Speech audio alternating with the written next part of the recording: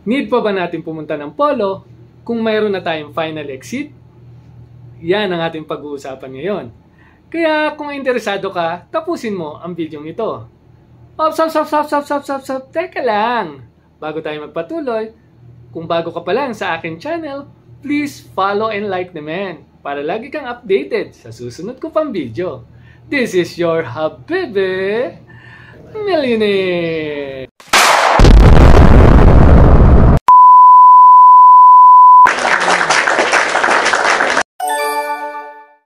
Maraming mga kababayan natin na umuwi na lang na hindi nagpapakliran sa polo.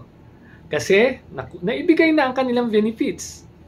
Pero alam mo ba na need mo pa rin pumunta sa polo para magpa-clearance? Kasi para maibigay ang dapat na benepisyo mo.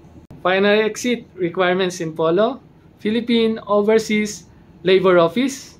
Tara, ating alamin.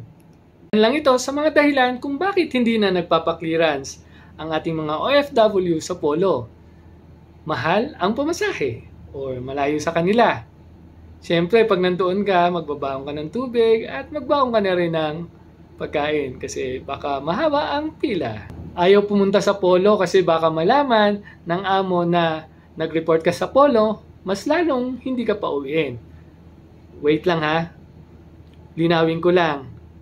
Rights natin na pumunta sa polo para mabigyan tayo ng sapat na advice at mag-guide tayo kung ano ang dapat natin gawin at maibigay ang tamang benepisyo. Paunawa, ang lahat ng mapapanood nyo sa page na ito ay pawang experience lamang. At kung kayo'y may karagdagan, i-comment nyo lang sa comment section. At susubukan nating masagot ng naayon sa aking experience at aktwal na kaganapan at ang aking nalalaman. Unang step na gagawin mo bago pumunta ng polo. Ihanda ang mga requirements. Apat lang to. Apat lang to. Kaya huwag mo nang i-skip. Number one, i-ready natin ang ating passport. Siguraduhin na hindi ito expired. Kakailanganin kasi natin to pag nag-book tayo ng ticket at pagkuha ng final exit visa. Munting paalala, ingatan natin ang ating passport para walang aberya. Di bali nang mawala ang lahat, pati jowa mo. Wag lang ang passport mo. Perfect! Number 2, need mo munang magpa-clearance sa iyong company. Ito yung tinatawag na final settlement. Again, final settlement. Dapat mabayaran mo na ang dapat bayaran.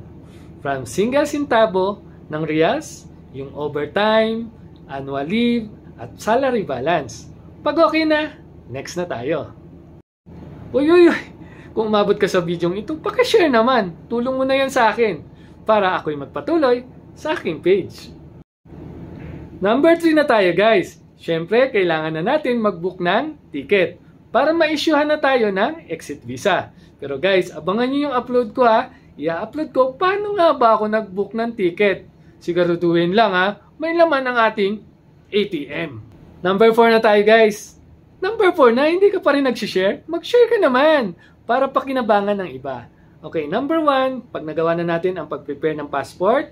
Number 2, yung final settlement. Number 3, pag-book ng ticket.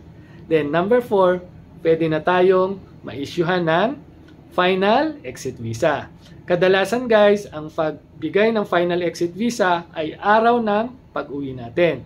Pero pag nag-request tayo sa ating amo, kasi sila lang yung merong rights na magbigay sa atin nun or yung mga nasa HR personnel na allowed na magbigay, okay, saka lang tayo bibigyan nun. Pero pwede tayo mag-request kung pupunta na tayo ng polo para kumpleto yung ating requirements. Okay, ano nga yun? Prepare natin yung passport, final settlement, and yung ating ticket at syempre yung ating final exit visa. So pag meron na yan guys, pwede na tayong pumunta sa polo. Again, final exit requirements for polo clearance. Number 1, yung passport. Number 2, yung final settlement. Number 3, plane ticket. And number 4, final exit visa. Kaya kung kumpleto na kayo guys, pero siguraduhin nyo, kailangan nyo magpa-Xerox ng bawat isa. Bago natin tapusin, magpa-Xerox kayo ng tigalawa sa bawat isang requirements. Kasi ang mahal ng Xerox doon, 2SR. Sayang ang reals.